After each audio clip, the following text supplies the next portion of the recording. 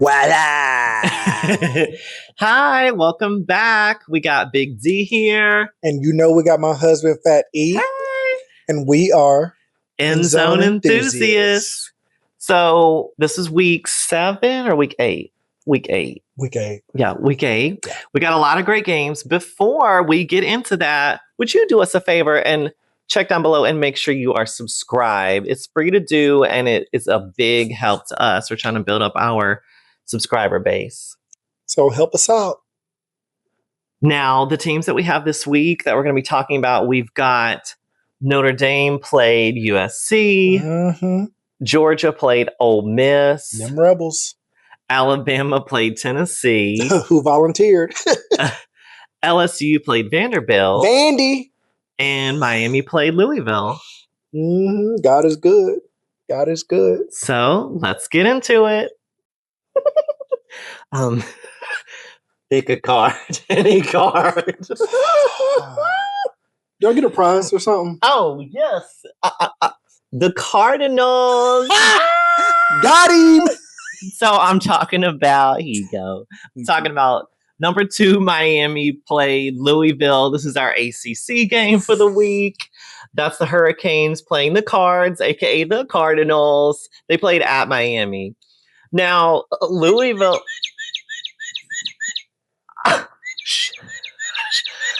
Louisville started off really strong with 14 unanswered points, including a fake punt.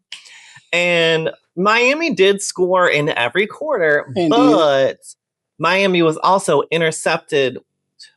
Let me parse some 4 times, 4 plus, because one of them kind of counted-ish. Yeah. And so the Cardinals were able to beat the ranked Hurricanes 24-21. And this broke Miami's undefeated record. Yeah, their 10-game home winning record got broke. But let me be professional. Keep it professional. Actually, the crazy thing is, like, Louisville beat Miami last year, too. Uh-oh. So, like, this for me is the Mario Cristobal special of he loses games he really shouldn't. And, like, that's kind of the collapse that you've seen last year for them. And Carson Beck, I have to give him props. Like, that was part of his problem at Georgia was the interceptions and, you know, some of the decision making. And I think they've done good to kind of help him with a lot of things with some of the play design, some of the way they played. It kind of hit that. But this one really was like, oh, there's Carson Beck. Really what it came down to is Louisville did it, okay? And just so you know, Jeff Brom, you are on the list too, okay? You are on the list. You can come on down. But really, it's like, it's almost unexcusable because you got out-coached, especially against a team that doesn't have the talent that Miami has. And, you know, Malachi Tony was a star for Miami. He had some really great plays, but it's a thing of like, it wasn't enough. And you have to give the Cardinals their shout out. They're doing more with less and winning big time. So, Jeff Brom, you are absolutely on my list again. So you can call me too. But yeah, shout out to them. And Miami, what y'all gonna do now? What you gonna do, Miami? What y'all gonna do? Hurricane? What happened? Pavia. Vandy. That's right. Vandy. SEC Vandy. That's right. We're going to talk about number 10 LSU played number 17 Vanderbilt at SEC game. So we got the Tigers versus the Commodores. They played at Vanderbilt. Excuse me. Now, I thought Vanderbilt quarterback Pavia, he was scrappy as all get out, and he made so many plays happen just on his own, including him running in for 2 touchdowns. Yeah. Now, Vanderbilt put up a lot of points, and really LSU just couldn't keep up. And so the Commodores beat the higher ranked Tigers 31-24. Anchors down. And do okay. They put them anchors down. That's what I say. They dropped them anchors. They said we ain't dropped it low. I think this game, what was crazy is that this was the first time Vanderbilt has won against LSU since 1990. What? Yeah. Whoa. And I think this is like Vandy's first time being 6-1 since like 1950 or 1960. Vandy's doing good. Something crazy. So don't sleep on Vandy. To me, Vanderbilt controlled the game. Like there were a lot of moments of like you saw that Vanderbilt was more physical. Their defense was holding up better. And then when you have Pavia, who like turned a lot of broken plays into yards, it was really amazing to see that confidence that they had.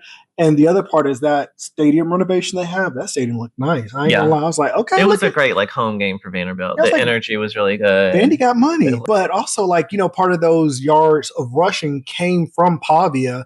And that's the thing is when you have a dual threat quarterback, you always have that extra runner that you can utilize. Sorry, my daughter gets a little needy, but really this was Vanderbilt's game, and I'm like excited for them and excited to see what they accomplish. On the other side, I've said the LSU some frauds, because they act like Nussmeier all that. He ain't. Like my boy Will Miles said at Read and Reaction. Make sure you follow that because that's some good reading. That my boy Will Miles on that. He said, look, Nussmeier is not as great of a quarterback as everybody thinks he is. And you see that LSU went portal heavy. They got one of our players and stuff, but it's just like a thing of they're good, but they're not great. And you would think with the amount of money they spent that they would be better. But I think that Brian Kelly's going to have a lot more questions asked about him. And I think his seat has got hot after that. But we talk about winners. So shout out to Vanderbilt, Commodores, Anchor Down. Y'all did that. Y'all did that. I'm glad we don't play y'all this year too. So that's another thank you. So that's that one. That's that one. INDEPENDENT. Do you know what that means? Hey, he got his own eye.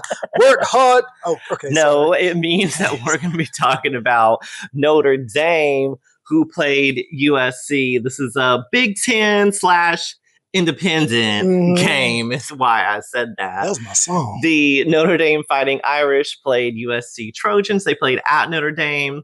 This game was back and forth for quite a bit, with USC even being ahead a couple times. USC had double the passing yards, but Notre Dame had more than 4 times as many rushing yards compared to USC. And so the Fighting Irish were able to beat the Trojans 34-24. That was a game. Number one, I have to start with those helmets reflecting with the light before they even came out the tunnel. Masterwork. That was beautiful moment. Number two, Marcus Freeman, you are still on my coaching list, just so you know ahead of time. We see you, Marcus. Okay, we see you. Really, it's the run game was so dominant. Like there was nothing that USC's defense could do. And D'Anton Lynn is typically really, really good with, being able to fight against the run game, but this one, Notre Dame just ran it over and over and over and over and over. 4 times as much. It was like crazy. I'm like, I think that they had as many rushing yards almost as USC had in passing yards. Notre Dame just kept wearing them down, kept running the ball at will. And I think that gets to the point where your defense, no matter how hard you work, you're just tired of getting hit and having to stop him and run the full length. And, they had some really crazy run plays. I think USC, their quarterback, he has a little bit of work to do. But overall, it really was just Notre Dame run game. I honestly kind of got a little bit of boredom because I was like, watch, they're going to run this again for 10 plus yards. You knew what they were going to do. Yeah, so it was predictable. But I'm like, why didn't USC see that point? Notre Dame, number 13, got the victory, which is great for them. They really need to continue to win to build their resume for the playoffs. USC, I think it makes it a little bit more questionable for them. I don't know where the fan base is with that coaching staff, but I just think that they got out physical, they got outplayed, and it definitely didn't go USC's way at all. So RIP to USC with the way y'all got. They're not ranked anymore this week. Yeah, that's sad for them. But Notre Dame probably going to go up with the top 10 teams that lost. So, shout out to y'all. Keep running the ball. That's what I like seeing. That's old school. And them gold helmets. Masterful. Sup, dog? You feeling rebellious? You know what I'm talking about. I'm talking about Georgia playing Ole Miss. Number 9 Georgia playing number 5 Ole Miss. Them Rebels. This is the SEC game. The Georgia Bulldogs play the Ole Miss Rebels. Like you said, they played at Georgia. Mm-hmm. Now, if you look at the score, you can look it up, but this was a high-scoring game. Crazy. And let me tell you, I thought it looked pretty cute from a visual standpoint with the red, white, and the powder blue.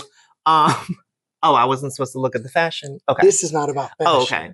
Now, actually, have you know, Ole Miss was actually ahead for most of the game, even into the fourth quarter, which you may not have realized, like just looking at the result.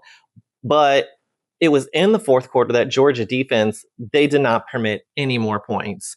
And their offense then pulled ahead. And so the Bulldogs beat the Rebels 43-35. That gave Ole Miss their first loss of the season. RIP to the loss, but hey, a loss is good for me over here. Lane, you still on my list, bro. Okay. Man, call us. That was a good game, though. It was such a good game. That was a nice one to watch. But I think it's also a scary thing about Georgia is that you've seen Georgia kind of play the game of boa constrictor, of like they just kind of slowly just suffocate time of possession. They run the ball a lot, which they ran the ball this game and it was phenomenal. Their run game is just they had nearly triple the rushing yards compared to Ole Miss. Yeah, they ran the ball at will. But it's like, I'm used to Georgia kind of shrinking possession, out physicaling you, really kind of dominating it to the point you get to the fourth quarter and you're like, ow, I don't want to play you anymore. Ow. But it's scary because it shows that Georgia can also win in a track meet, which is very scary for everyone else.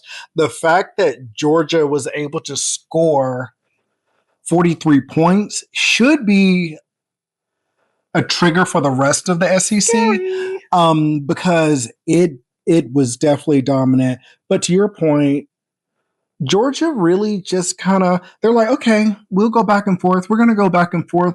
But it's that thing I've mentioned multiple times about Kirby Smart in the fourth quarter is like, I don't know if it's their conditioning or if that's when they really turn up, but it's like he was almost like, oh, okay, we could have stopped him. We'll let him feel good. And in the fourth quarter, he like suffocated them and took all the air out of the game and then was like, no, this is our game. And shout out to Gunnar Stockton. He was throwing that ball. He took some hits. That is what you want to see. And that's the scariest part about this Georgia team. I do think they can compete and possibly win a national championship this year, as well as winning. Well, I don't know if they're going to beat Alabama in the SEC championship if it gets to that. You got Texas A&M. You got a couple of players in that. But it's like a thing of this is the Georgia that a lot of people expected it to be, starting year, but it just shows their resiliency. And Kirby has talked about how his players keep getting up off the mat and they don't give up. And you saw that in that. On the other side, Ole Miss did look pretty good for most of the game. Definitely. They obviously were able to score. I think it was like every possession they had, they scored up until they got to the fourth quarter. But it's also like a thing of that quarterback. I think you start to see Georgia throw things at him that he wasn't expecting. And he started kind of questioning his decision-making and getting rushed. And that's when the sacks happened. So Ole Miss, Lane gonna lose 2 more, so you can go ahead and get to Florida. We already got the talent. You got a good schedule next year, so go ahead and come get this job, okay? Shout out to Georgia for that win, and that's that one. So, Big D, would you like to volunteer to talk about Alabama, Tennessee? That's cute, but I think you could even went with keep rolling. I think that could have worked too. But I'm ready to talk about maybe in another video. We got you. I know. So number 6, Alabama played number 11, Tennessee. This is the SEC game. That's the Crimson Tide versus the who? Volunteers. They played at Alabama. Watching this game, it felt like it was a long game. So you at home, we're going to save you a little bit of time and give you some of the highlights. This was a high-ranked matchup that, honestly, in my opinion, just demonstrated Alabama's defensive dominance. Yeah. So the Crimson Tide ended up beating the Volunteers 37-20. Who's going to stop the Crimson Tide? Not me. But I'm actually upset with Alabama for losing to FSU. Look at what FSU is now. The first game of the season. I'm like, this season is a crazy one. We're not talking about FSU this week. But and we ain't going to talk about that. But and we ain't talking about Florida either. But this game was really good because it was payback. Last year, Alabama lost to Tennessee at Neyland Stadium. And, they threw the goalposts in the water or whatever. So this was payback. And I think it was like a moment of Alabama really kind of aired the ball out a lot. Like they don't run the ball well. They haven't. They've been doing like little things like a short pass to a running back to kind of manufacture a running game. But you really saw that it was like through the air, and Ty Simpson looked phenomenal. He was throwing. Ryan Williams was just like that. Yeah, they're terrifying, and I think they're going to be the team to beat. But for me, it was really how the defense really started locking down. And Joey Aguilar doesn't make a lot of mistakes, but he made some in this game and started to get rattled a little bit. And, he did good overall. And Josh Heupel, he had a couple explosive plays, big plays that happened. But really, it was Alabama being like, no, we can go toe-to-toe. And then it was like, it was the crazy play of like, then they got the safety when they tackled the quarterback. And then followed up with another score. Like, you felt the momentum shift, and then it was the 98-yard that was interception okay, yeah. that got returned for a touchdown, and like that was just like the dagger to go on top of the safety that just happened. Like, it was Tennessee was about to score, but Alabama was like, psych, not up in here. So yeah, Alabama rolled, and they rolled hard, and I was just like, oh my God, they are scary. I'm glad we don't play them this year. But yeah, shout out to Alabama. Yeah, I don't know. What about their games coming up? Like, I don't think they really have anybody that's going to be able to really challenge them. You can never say never because, they did lose to Florida State to start off the year. Fluke. But yeah. But I'm like, I think they'll dominate Auburn. I think they'll dominate whoever else they play. So shout out to Alabama. I feel sorry for everybody who has to play them. Tennessee will recover. They'll recoup. I think they're still going to be good. But I think that they kind of had a little bit of a mask of like, oh, this can be the year that we win the SEC, but it wasn't quite there. And I don't think it's fully locked in, and especially the fact that Alabama was able to score 37 points on you. I think that's another thing. So overall, good game. The tide rolled. Tennessee volunteered to go back to Knoxville, and we'll see what happens next. But yeah, Alabama, that's that one. All right, Big D. So for this upcoming weekend, which will be week 9, what games are looking good? I know we got a lot of bye week moments, but what we got looking good? So we have number 8 Ole Miss versus number 13 Oklahoma. That's going to be a good game. I'm really hoping Oklahoma's defense will dominate, so Lane Kiffin has another reason to leave Ole Miss early. So that's going to be a great game for me. I'm looking forward to it.